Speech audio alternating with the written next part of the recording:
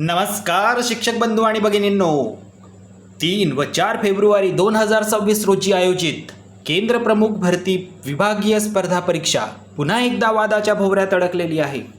यावेळी शिक्षण क्षेत्राचा बारीक अभ्यास असणारे माननीय आमदार महोदय प्रशांतजी बंब साहेब यांनी आपल्या पत्रकातून शिक्षण विभागातील सर्वांना या आपल्या चिरपरिचित शैलीतून काही प्रश्न उपस्थित केले आहे.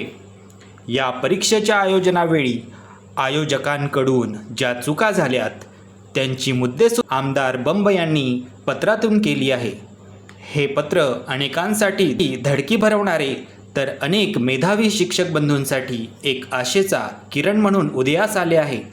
चला तर जाणून घेऊया आमदार महोदयांनी आपल्या पत्रातून काय नवीन मागणी केली आहे आणि याचा केंद्रप्रमुख नियुक्तीवर काय परिणाम होऊ शकतो. तर आपण बघूया. या पत्राच्या अनुषंगाने आपण बघू शकतो की माननीय शिक्षण मंत्री तसेच शिक्षण राज्यमंत्री, विकास मंत्री, प्रधान शिक्षण सचिव, शिक्षण उपसचिव तसेच महाराष्ट्र राज्य परीक्षा परिषद पुणे यांना हे पत्र लिहिलेलं आहे.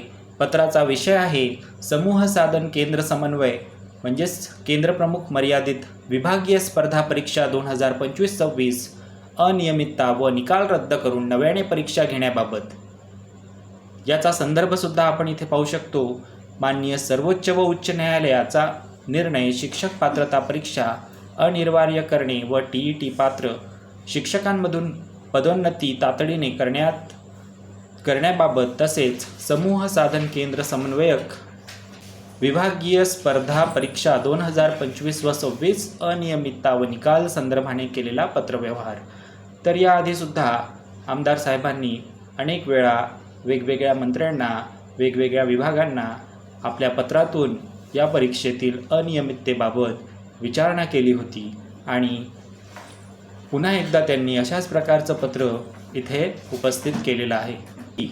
समूह साधन केंद्र समन्वयक परीक्षा 2025-26 संदर्भात हजारो शिक्षक उमेदवारांनी गंभीर तक्रारी नोंदविल्या आहेत. या परीक्षेत पारदर्शकतेचा अभाव, नॉर्मलायझेशन प्रक्रियेतील विसंगती, प्रश्नपत्रिका व उत्तरपत्रिका न देणे, निकालात उमेदवारांची नावं लपवणे तसेच अपात्र उमेदवारांना परीक्षेस बसू देणे अशा अनेक अनियमितता या परीक्षेत झाल्याचा त्यांचा आरोप आहे. याबाबत संदर्भीय पत्रान्वये सविस्तर निर्देशनास आणून देण्यात आलेले आहे. तथापि प्रकरणातील आणखी बाबी आपले निर्देशनास खालीलप्रमाणे आणून देण्यात येत आहे. यात काही प्रमुख मुद्दे आमदार साहेबांनी मांडलेले आहेत ते आपण बघून घेऊया.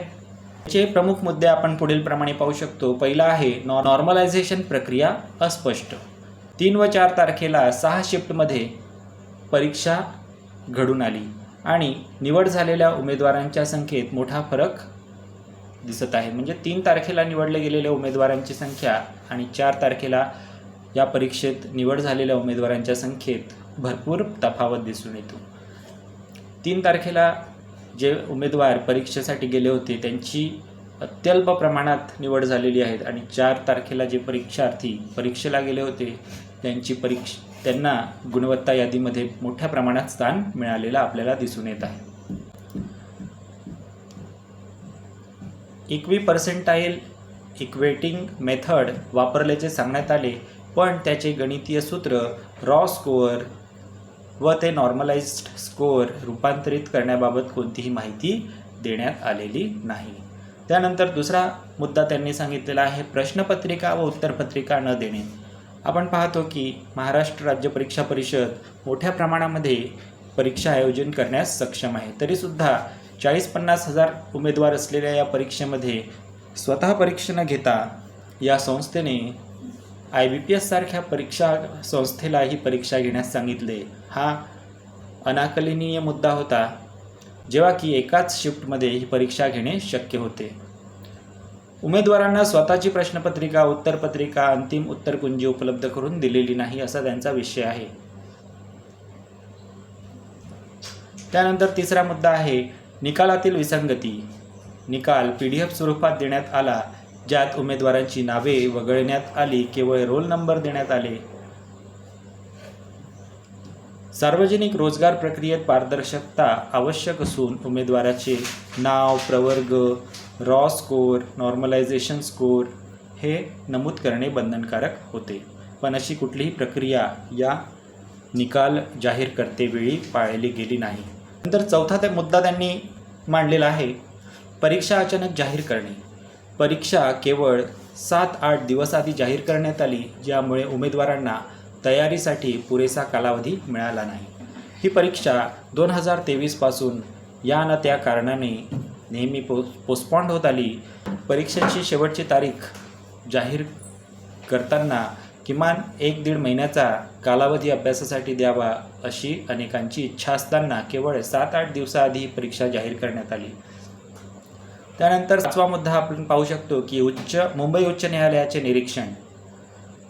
शासन व परीक्षा परिषदेच्या चुकीमुळे उमेदवारांच्या हक्कांना बाधा येऊ शकत नाही, असे 2024 मध्ये न्यायालयाने स्पष्ट नमूद केले आहे. अपात्र उमेदवारांना परीक्षात बसू देणे ही सुद्धा गंभीर चूक आहे. तर 2026 मध्ये TET पेपर 2चा निर्णय आला होता आणि तरीसुद्धा परीक्षा परिषदेने अशी कुठलीही नवीन अट आपल्या फॉर्म भरताना परीक्षार्थ्यांना न घालताही परीक्षेला बसू दिले. परीक्षेचा जो दर्जा होता तो फारच कमी असल्यामुळे जे परीक्षार्थी पहिल्या दिवशी परीक्षा देण्यासाठी गेले होते त्यांनी खूप तयारी करून गेले होते, परंतु परीक्षा ही फारच क्षुल्लक दर्जाची होती. अतिशय सोपे प्रश्न या परीक्षेला आले होते, ज्यामुळे अचानक असे सोपे प्रश्न पाहून अनेक परीक्षार्थ्यांचा गोंधळ उडाला होता. आणि दुसऱ्या दिवशी परीक्षा देणारा जे उमेदवार होते त्यांना लक्षात आलं की परीक्षेचा दर्जा फारच कमी असल्याने त्यांनी परीक्षेचा पेपर सोडवताना गतीवर भर दिला, ज्यामुळे त्यांना जास्तीत जास्त प्रश्न अटेम्प्ट करता आले व त्यांचा स्कोर जास्त निघण्यास फायदा झाला. त्यांनी काही कार्यवाहीची मागणी केलेली आहे. पहिली मागणी त्यांनी अशी केलेली आहे की समूह साधन केंद्र समन्वयक परीक्षा म्हणजेच केंद्र प्रमुख परीक्षा 2025-26ची संपूर्ण निवड प्रक्रिया व निकाल तात्काळ रद्दबातल करावा, अशी त्यांची मागणी आहे. दुसरी त्यांनी मागणी केलेली आहे की या प्रक्रियेत निवृत्त न्यायमूर्ती किंवा स्वतंत्र यंत्रणेमार्फत निष्पक्ष चौकशी करावी. तिसरी मागणी त्यांनी केलेली आहे रॉ स्कोर, रिस्पॉन्स शीट व फायनल आन्सर की सार्वजनिक करावे. चौथी मागणी त्यांनी केलेली आहे की पूर्ण पारदर्शकतेची हमी देऊन नवीन अधिसूचना जारी करून परीक्षा पुनर्नियोजित करावी. त्यांच्या या मागणीमुळे अनेक बुद्धिमान शिक्षकांना एक आशेचा किरण मिळालेला आहे. जर असे घडले तर अनेकांना या परीक्षेसाठी चांगली तयारी करून पुन्हा एकदा नव्या दमाने ही परीक्षा देता येईल आणि चांगली दर्जेदार परीक्षा व्हावी, अशी सर्वांची मागणी आहे. तुम्हाला या परीक्षेबद्दल काय वाटतं तुम्ही कमेंट बॉक्समध्ये नक्की कमेंट करा आणि या पत्रासंदर्भाने तुमची काय भावना आहे ते सुद्धा आमच्यापर्यंत पोहोचू द्या. अशाच माहितीपूर्ण व्हिडिओसाठी आमचे चॅनल सबस्क्राईब करा आणि भरभरून प्रतिसाद द्या. धन्यवाद.